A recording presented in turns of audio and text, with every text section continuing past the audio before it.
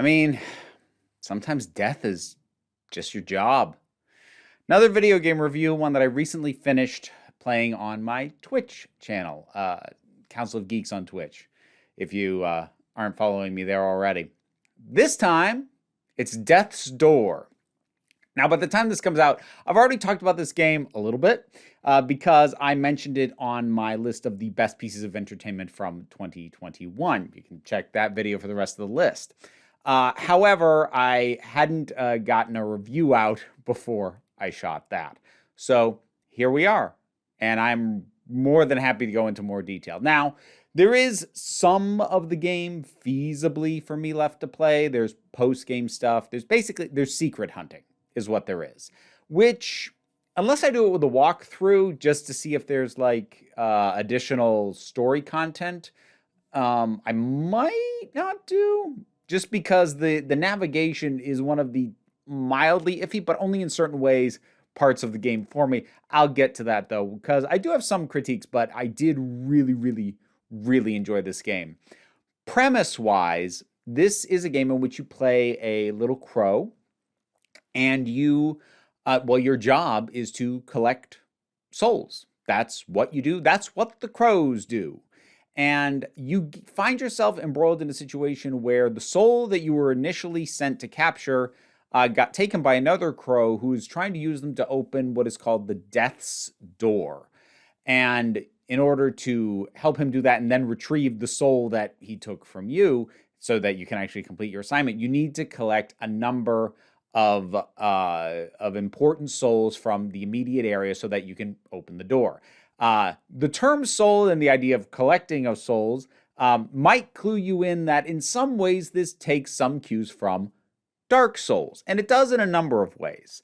I would say the main ones have to do in the way that the combat is done. There's a very heavy emphasis on dodge rolling and getting out of the way of things, and really learning the patterns of the enemies that you fight. And in addition to that, the one, while you don't have to try and retrieve your souls after you die the way you do in Dark Souls and a lot of other Souls-likes, you do kind of, the way you do upgrades is by earning souls by killing things and then cashing those in to improve certain abilities. There are a number of weapons and tools to collect over the course of it. There's only 3 areas across it. I mean, there's like the hub areas, but there's 3 main areas that you are sent off to deal with. So it might sound a little bit on the short side. And I suppose in the grand scheme, it kind of is, but it feels very complete at the length it's at. Much longer, I would have suspected padding. It doesn't feel padded, and I think that's something in its favor.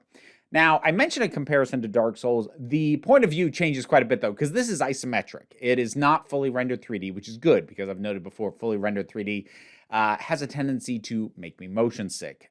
I need to try and work through that to see if I can get back to where I used to be, where I could handle that stuff, but right now, I can't. But it's something that slotted in very easily because I'd spent a whole lot of time playing Hades, which, as far as the core way that the controls work, this is not very dissimilar from. And actually, the few ways that it was different from Hades, I remapped the controls to be more like Hades so that I felt like I was in the zone right off the bat. That's another thing I'm getting used to with PC gaming is the options to remap the controls, which isn't something I'm used to doing. But that's sort of your basics. So it's a game in which it's combat heavy, it is exploration. You are exploring these almost labyrinthine areas, but the ways in which they are labyrinthine is really interesting to me, because the way that it works is that the actual square footage of any given area is not that big, but most of the paths are blocked by either abilities you don't have, or you haven't pulled a lever to do something, or what have you.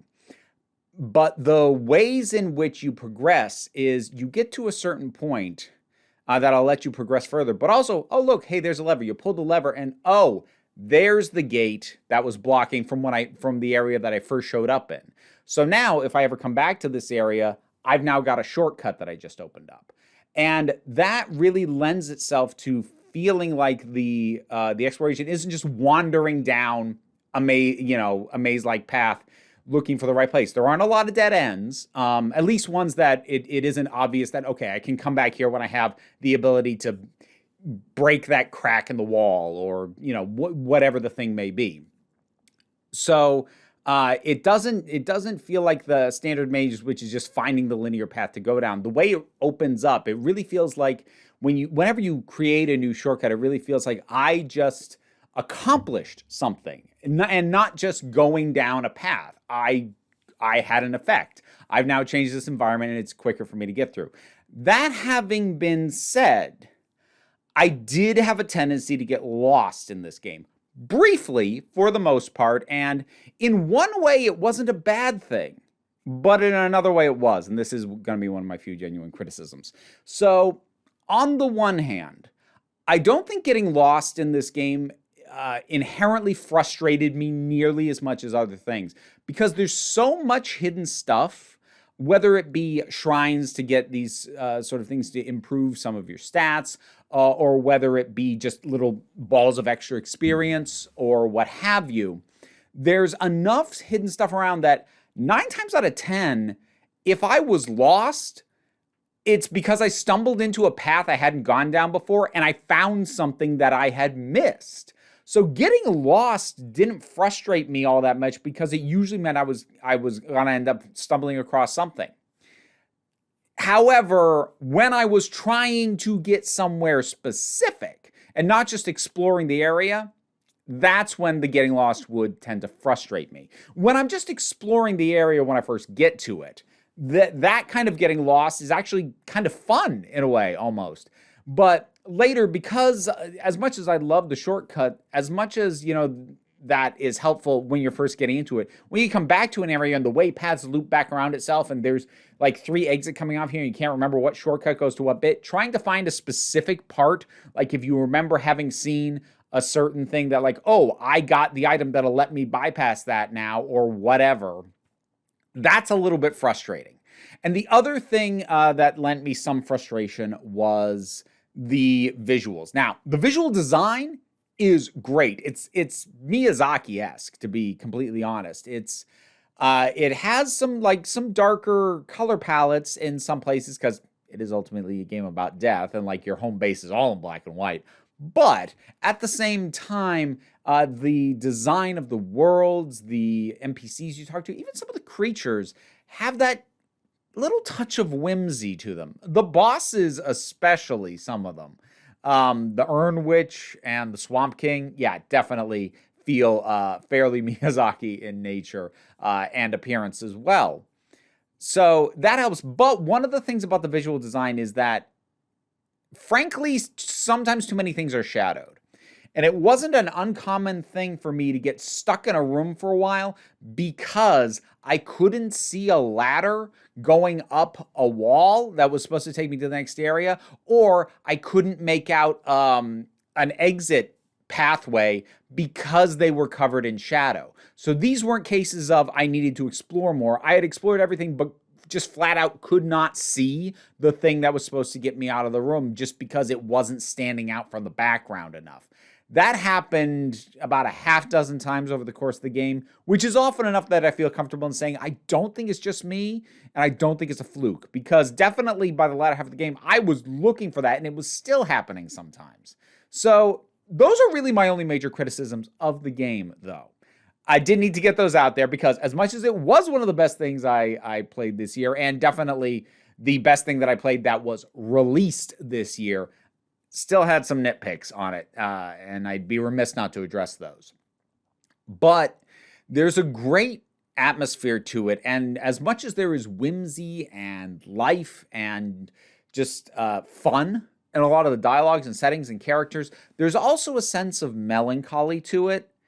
And I want to single out 2 specific moments that actually hit me quite hard, and I want to single them out because I don't know if they were by design or if they just happened to hit me, but they were both really cool to me. And any game that is designed in a way that enables these moments, whether they were accidental or not, I love it. So the first thing is, despite the overall lightness of tone, this game never lets you forget that you're here to kill things. That's what you do. And it's not just about the bosses, which are your main goal, but just the standard enemies. Now, the standard enemies you fight, I'd say about half of them are sort of semi-ethereal, and when you kill them, they just kind of vanish and dissipate. The rest of them, though, they have physical form. They bleed. You hit them and the blood hits the ground, and when they die, the body goes down, and they stay there. Not for the entire game. The setting it resets, well, A, if you die, and B, if you leave the area that you're in out of the 4 major areas that there are. But for as long as you're in that area, even if you go to the far corner and come back, those bodies will still be there and that blood splatter will still be there. And the full impact of this, I remember noting it early on, like, oh, that's cool that the blood stays there. The moment that hit me later on was when I went back to the Ernwitch's estate, because I knew there was stuff I had missed, and I'd like picked up some more traversal stuff. So I went back there, and I'm like, I'm gonna hunt around and see if I can get to the places I couldn't get to before. And at one point, I went down sort of the secret tunnel. Oh, that's another thing that's worth noting. The game actually does not explain to you how the sort of manholes as secret tunnels work, because you actually have the ability to enter those immediately. You have to walk off a ledge over them and do basically what amounts to a ground pound attack over them. But I didn't know that, and the game doesn't tell you that. So, like, tell me, game. It's actually a fairly major mechanic for finding most of the secrets. But anyways, whenever you do that, you go underneath the ground, and it just sort of shows you, and the top goes semi-transparent, shows you going underground until you pop out the other side. At one point when I was doing that, in the Ernwitch's garden, I walked underneath an area I'd cleared out of enemies, and it looked like a massacre. And something about walking in the underground bit, which is incredibly linear, that's not maze-like at all, and just moving forward down a straight path and not having the ability to like be looking at the edges of the screen, be like, ooh, is there a secret there? Is a secret there? And like, it really suddenly struck me just how much destruction I had left in my wake. And it hit me in a really weird way, like in a good weird way, but in a way I was not expecting. And then something similar happened in my very last streamed session. So this was after I'd beaten the game, I defeated the final boss, and I was at least exploring around some of the post-game stuff just to round out the 2 hours I usually spend on stream. And I entered into the Lost Cemetery, which is sort of the first major area that you find. And I went up to one of the first enemies you see in the game, and he didn't attack me. I was like, oh, well, that's cool. Now that like all this is done, do the enemies, are they not aggressive anymore? And then I wandered around some more, and some different enemies all attacked me as they had normally. And I suddenly had this thought that really hit me hard. Those initial starting enemies, I don't think they attacked me until I attacked them first. I would come into this area, see them, and think, I kill that, and I would do that to them. But this time after beating the game, I walked up to them and realized they don't actually attack me. And it's possible that they only stop attacking you after you beat the final boss. That is a distinct possibility. But the thing is, I don't know that. I could find out if I wanted to restart the game, go back to the very beginning and see what it's like when you go through the first time. I could find out for sure one way or the other. But it haunts me in a way to not know. To not know whether I never had to kill these things. Did I never have to attack them? And like, again, this is not every enemy. It may only just be the one.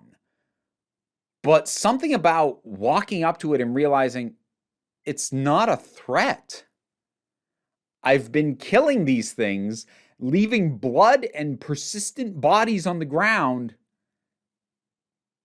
and they're not attacking me, and maybe they never did, other than self-defense.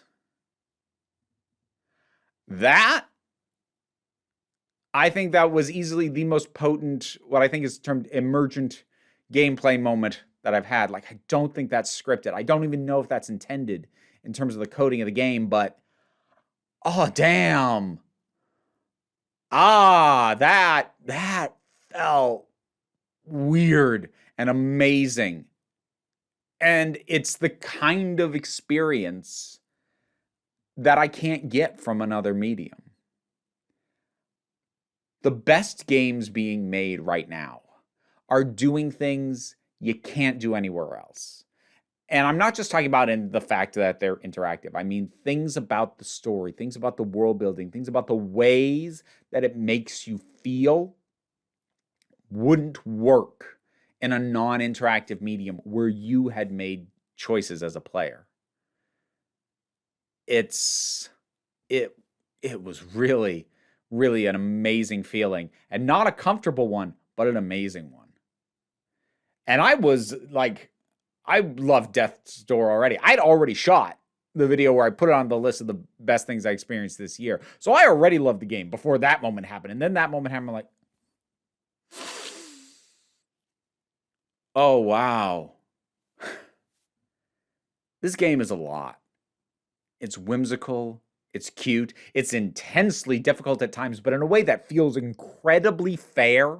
I felt like pretty much every time something killed me, be it a hazard or an enemy, I felt like I understood what I should have done to avoid getting hit or killed by it. So while it is a difficult game, it is a fair one, and I never felt like it was pulling anything especially cheap in order to kill me. So it's a good challenge. It's fun to explore, at least initially. Going back and re-exploring is a little frustrating, but the visuals are neat. The story is, it's nicely done. It's got interesting lore. And it made me feel things. And I'll always tip my hat to a game that makes me genuinely feel things. So, Death's Door. You played it? What'd you think about it? Whatever your thoughts are, drop something down in the comments and let's talk about it. Like, share, subscribe. Got a Patreon. Also a link in the description, as is the link to my Twitch channel and links to other things besides, other social medias, whatnot, my P.O. Box address, etc., etc., etc. But, you know, don't worry about it too much. Take a relaxed attitude around here, so just come on back next time you need a break. None of this would have been possible without my supporters over on Patreon. In particular, I want to thank Robin Powell, Raven McBain, Tracy Scrabbit, Vincent Paul Bartolucci, Robin Moore, and Shayla Gourlay. If you'd like to hear me possibly mispronounce your name, maybe consider looking at the reward tiers over on the Patreon. But either way, don't worry about it too much. Take care of yourself.